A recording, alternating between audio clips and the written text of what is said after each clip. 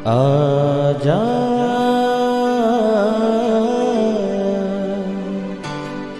प्रभु यीशु के दर आजा, जीवन मिलेगा तुझे। आजा आजा प्रभु यीशु के दर आजा, जीवन मिलेगा तुझे। आजा आजा आजा आजा।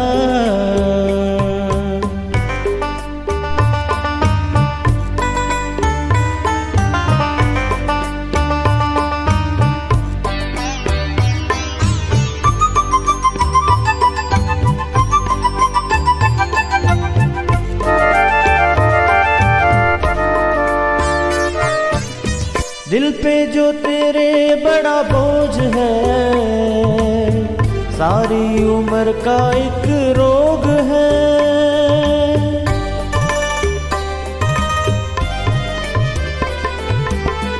दिल पे जो तेरे बड़ा बोझ है, सारी उम्र का एक रोग है।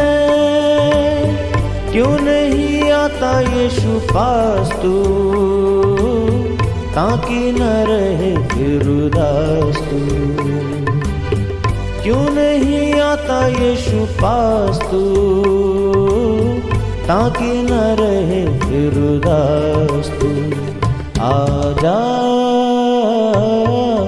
प्रभु यीशु के दर आजा, जीवन मिलेगा तुझे। आजा आजा आजा आजा। Praise the lord everyone. मैं pastor Kulbhushan Johar, Asian church of Christ Vancouver BC से प्रोग्राम नई ज़िंदगी की ओर में आप सबका बहुत बहुत स्वागत करता हूं। मैं उम्मीद करता हूं आप सब लोग अच्छे होंगे, तंदुरुस्त होंगे और परमेश्वर के कलाम में बढ़ रहे होंगे। तो आइए हर बार की तरह परमेश्वर के कलाम में से सीखने से पहले, वचन को पढ़ने से पहले, आइए हम अपने सरों को झुकाएंगे, अपनी आंखों को बंद करेंगे। आइए हम दुआ करेंगे।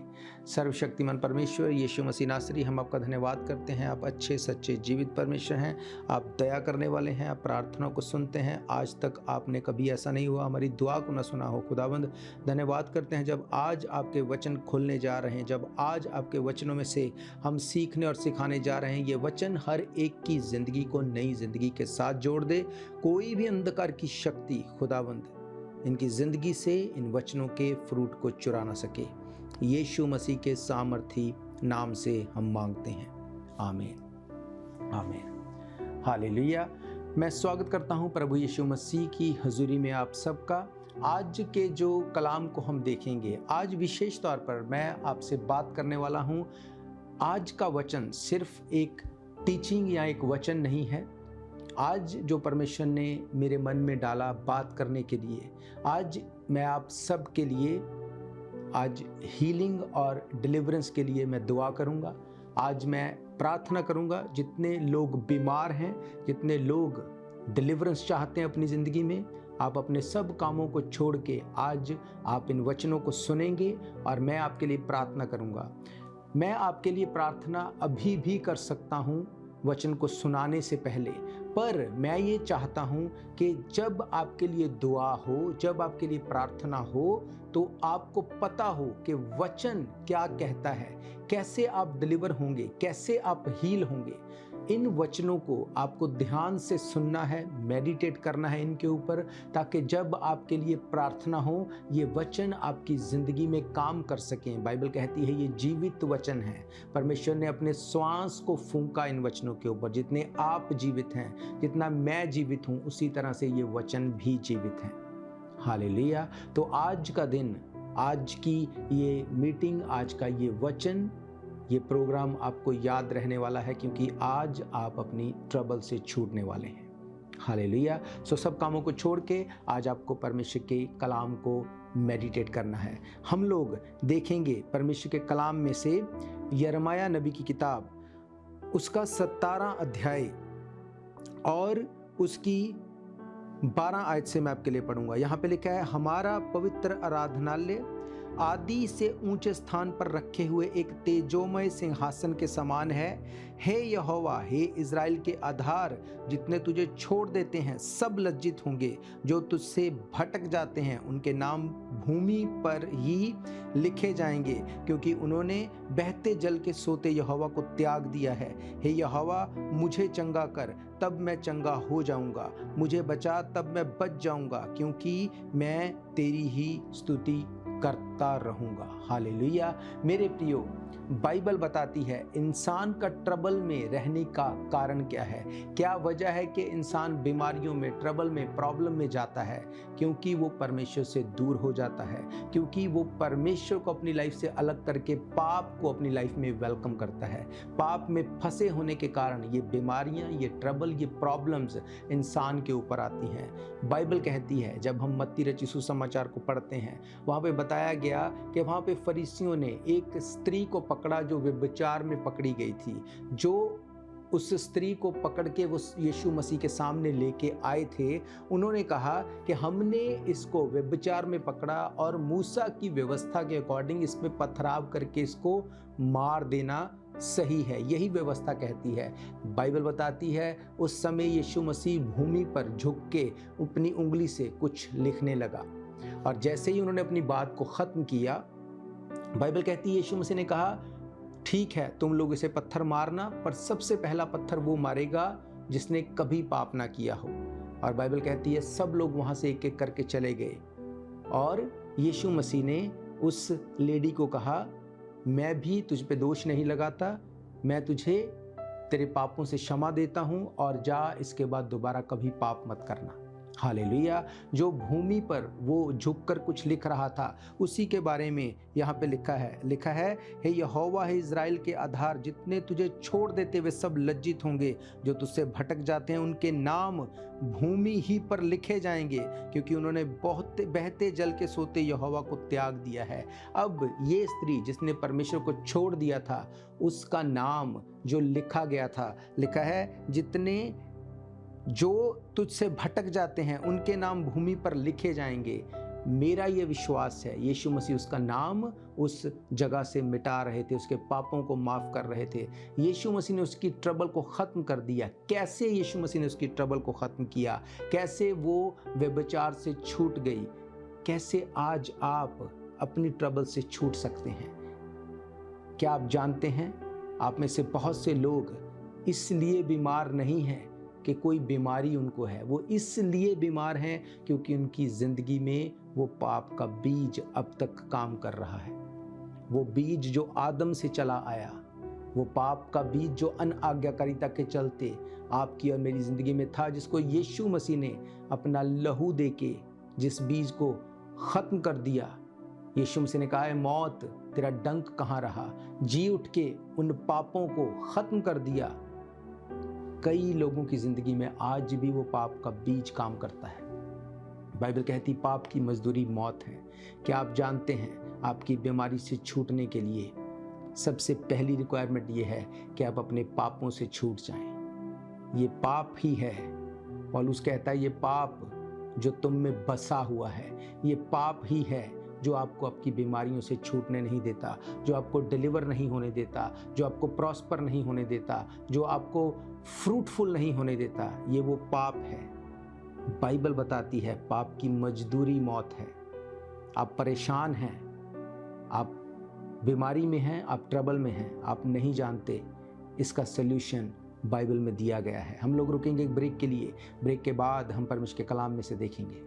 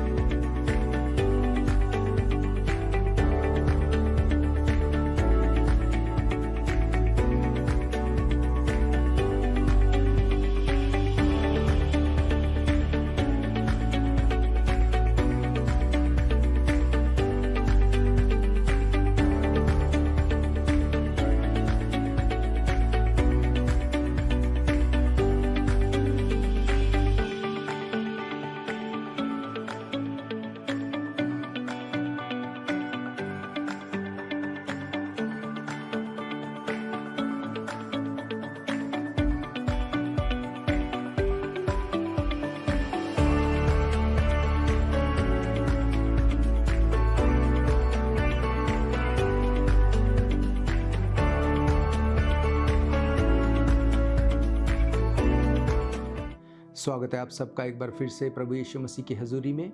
जैसा कि मैंने आपको बताया कि आज आपकी ट्रबल में से छूटने के लिए, आपकी बीमारी को ख़त्म होने के लिए आज मैं दुआ करूंगा आप सबके लिए। पर उससे पहले मैं आपको बताना चाहता हूं कि कैसे बाइबल बताती है कि आप अपनी ट्रबल से, अपनी बीमारी से, अपनी प्रॉब्लम से छूट सकते हैं। हम देखेंगे एक और अध्याय को जो हमें मिलता है मरकुस रचित सुसमाचार, उसका 2 अध्याय, उसकी कुछ आयतों को मैं आपके लिए पढ़ूंगा। यहाँ पे लिखा है, कई दिन के बाद वे फिर कफरनहूम में आया और सुना गया कि वे घर में हैं। फिर इतने लोग इकट्ठे हुए कि द्वार के पास भी जगह नहीं थी और वे उन्हें वचन सुना रहा था।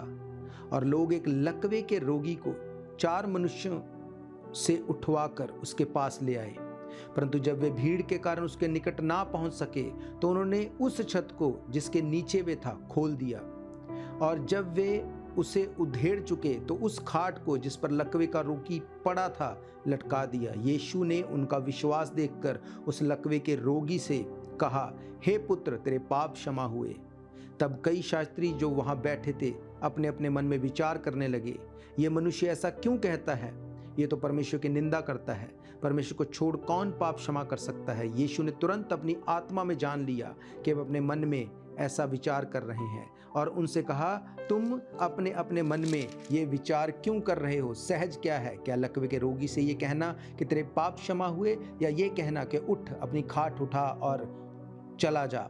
परंतु जिससे तुम जान लो कि मनुष्य के पुत्र को पृथ्वी पर पाप क्षमा करने का अधिकार है, उसने उस लकवे के रोगी से कहा, मैं तुझसे कहता हूं, उठ, अपनी खाट उठा, अपने घर चला जा।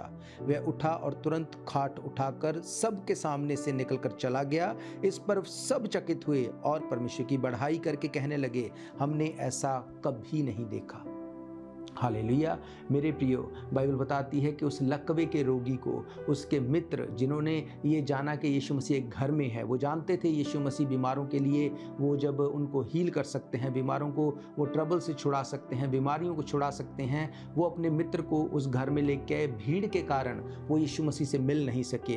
वो उस घर की छत के ऊपर चढ़ गए और छत को उधेड़ दिया, अपने मित्र को खाट पर लटा के जब यीशु मसीह के सामने लेके आए, बाइबल कहती है यीशु मसीह ने उनके विश्वास को ऑनर किया, और विश्वास को ऑनर करने के बाद यीशु मसीह ने कहा, हे पुत्र, तेरे पाप क्षमा हुए। जब यीशु मसीह ये बात बोल रहा था, उसके मित्र क्या इस बात को नहीं सोच रहे होंगे कि हम यहाँ पे पाप माफ करवाने के लिए नहीं आए, हम इसलिए आए हैं कि इसके लकवे का रोग चला जाए?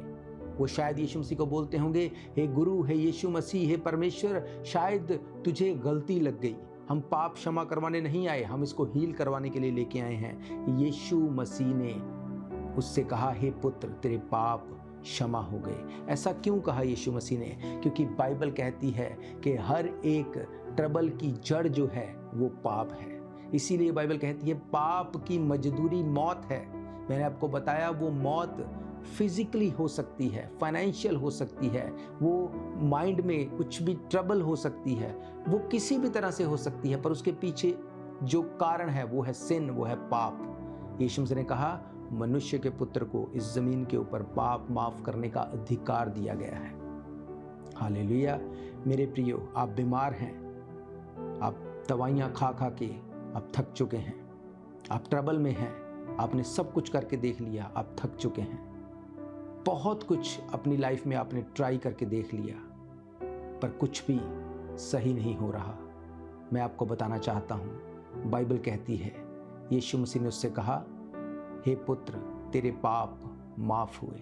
इसका मतलब हमें अगर कुछ चाहिए, सबसे पहले तो अपने पापों से, अपने गुनाहों से क्षमा चाहिए। जैसे ही हमारे पाप माफ होंगे, ये बीमारी को जाना पड़ेगा।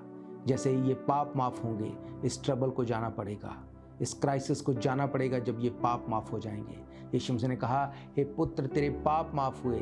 जैसे ही यीशु मसीह ने ये वर्ड्स कहे, लोग मन में सोचने लगे, बिना परमेश्वर के कौन पाप को माफ कर सकता है? यीशु मसीह ने कहा, मनुष्य के पुत्र को, यानी कि यीशु मसीह को, इस धरती के ऊपर पाप माफ करने का अधिकार है।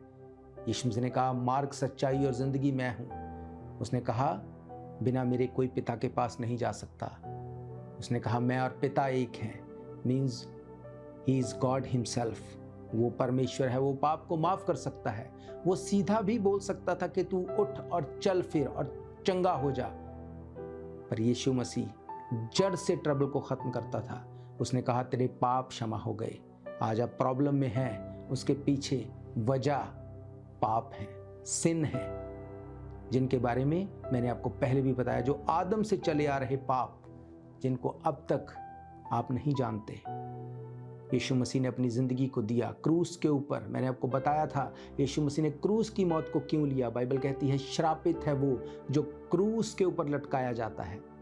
उसने अपनी जान को देके हमारे गुनाहों को माफ़ किया। उसके लहू बहाने से हम अपने पापों से छूट गए। बाइबल कहती है अगर आप इस बात के ऊपर विश्वास करते हैं कि यीशु मसीह आपके गुनाहों के लिए मर गए, गाड़े गए और तीसरे दिन मुर्दों में से जी उठे, आज आप अपनी ट्रबल को ख़त्म होते हुए देखने वाले हैं। आज अपनी प्रॉब्लम से आप अपने आप को छूटते हुए देखने वाले हैं। उस टाइम पे उन लोगों ने भी अचंबा किया। उन्होंने कहा किसको अधिकार है बिना परमेश्वर के कि वो पाप को क्षमा करे। इसका मतलब वो जानते थे कि पाप के चलते ट्रबल कभी ख़त्म नहीं होगी। यीशु मसीह ने कहा हे पुत्र तेरे पाप माफ़ हुए, और बाइबल कहती वो उसी घड़ी चंगा हो गया, अपनी खाट उठाकर उनके सामने चला गया और लोगों ने कहा हमने ऐसा कभी नहीं देखा। हालेलुया। मेरे प्रियो, जो आज तक नहीं हुआ आज आप उसको देखने वाले हैं। जो आज से पहले आपने अपनी लाइफ में कभी एक्सपीरियंस नहीं किया, आज आप उसको एक्सपीरियंस करने वाले हैं। आप अपने गुनाहों से छूटने वाले हैं, अपनी ट्रबल से छूटने वाले हैं, अपने पापों से छूटने वाले हैं, इस बीमारी से छूटने वाले हैं, इस क्राइसिस से छूटने वाले हैं, क्योंकि यीशु मसीह ने कहा हे पुत्र तेरे पाप माफ़ हुए। हालेलुया। हम रुकेंगे एक ब्रेक के लिए। ब्रेक के बाद मैं आप सबके लिए दुआ करूँगा। आप सब लोग तैयारी के साथ प्रार्थना को रिसीव करने के लिए बैठेंगे।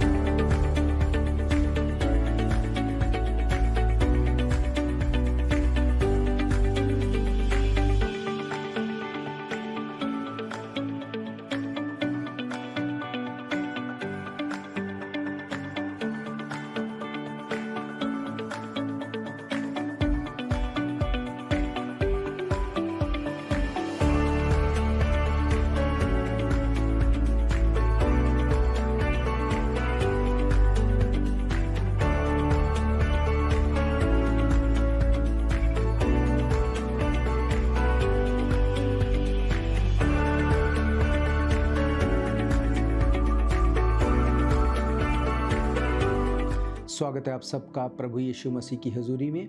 इससे पहले कि मैं आप सबके लिए दुआ करूं, एक और वचन को मैं आपके लिए पढ़ना चाहता हूं जो हमें मिलता है याकूब की पत्री और उसका 5 अध्याय उसकी 13 से 16 आयत। यहाँ पे लिखा है यदि तुम में से कोई दुखी हो तो वे प्रार्थना करे, यदि आनंदित है तो वो स्तुति के भजन गाए, यदि तुम में से कोई रोगी हो तो कलीसिया के प्राचीनों को बुलाए और वे प्रभु के नाम से उस पर तेल मलकर उसके लिए प्रार्थना करे, और विश्वास की प्रार्थना के द्वारा रोगी बच जाएगा और प्रभु उसको उठाकर खड़ा करेगा।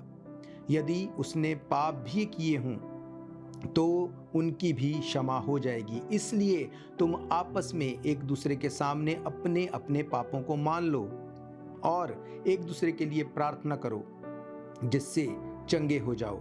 धर्मी जन की प्रार्थना के प्रभाव से बहुत कुछ हो सकता है। हालेलुया।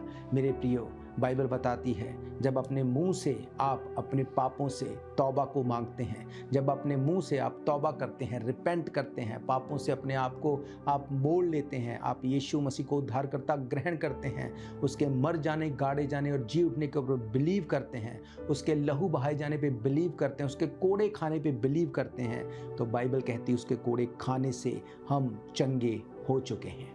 हालेलुया।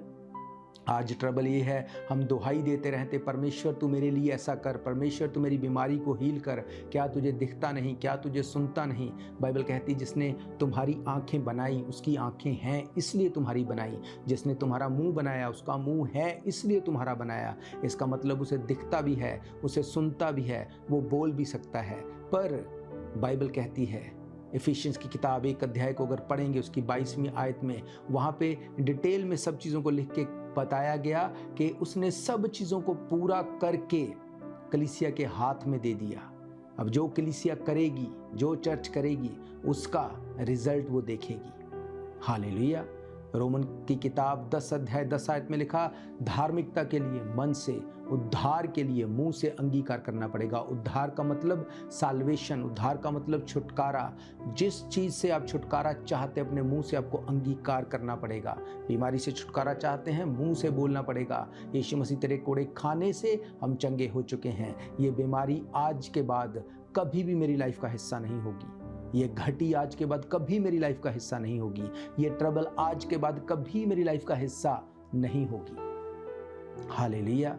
अगर आप इस चीज़ के ऊपर विश्वास करते हैं, अगर आपको ये फेथ है कि यीशु मसीह आपके गुनाहों के लिए मर गए, गाड़े गए और तीसरे दिन मुर्दों में से जी उठे, वो आपके गुनाहों को आज भी माफ़ करके पाप से छुड़ा के आपको इस डेथ बेड से खड़ा करने की ताकत रखते हैं, मैं आपके लिए दुआ करने जा रहा हूँ। मेरा ये विश्वास है आपकी ज़िंदगी सेम नहीं होगी, आप गवाही के साथ खड़े होंगे और आप एक बड़े चेंज को अपनी लाइफ में देखने वाले हैं। हालेलुया।